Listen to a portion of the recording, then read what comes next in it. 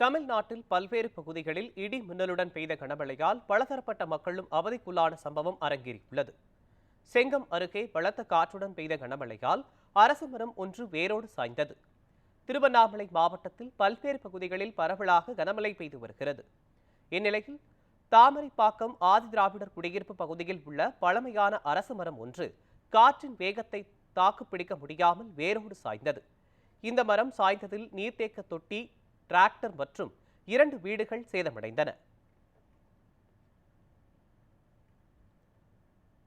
விருதுநகர் மாவட்டத்தில் உயர் அழுத்த மின் கம்பி அறுந்து விழுந்து இளைஞர் உயிரிழந்த சம்பவம் சோகத்தை ஏற்படுத்தியுள்ளது.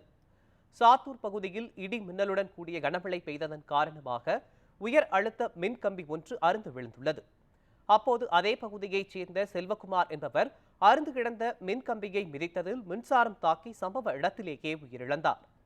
தகவல் அறிந்து சென்ற போலீசார் உடலை மீட்டு விசாரணை மேற்கொண்டு வருகின்றனர்.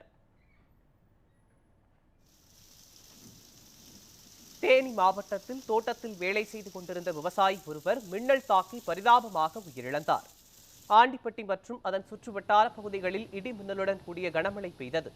அப்போது பொன்னன்படுகை கிராமத்தைச் சேர்ந்த செல்லப்பாண்டி என்பவர் மின்னல் தாக்கி சம்பவ இடத்திலேயே உயிரிழந்தார். தகவல் அறிந்து சென்ற போலீசார் உடலை மீட்டு பிரேத பரிசோதனைக்கு அனுப்பி வைத்து விசாரணை நடத்தி வருகின்றனர்.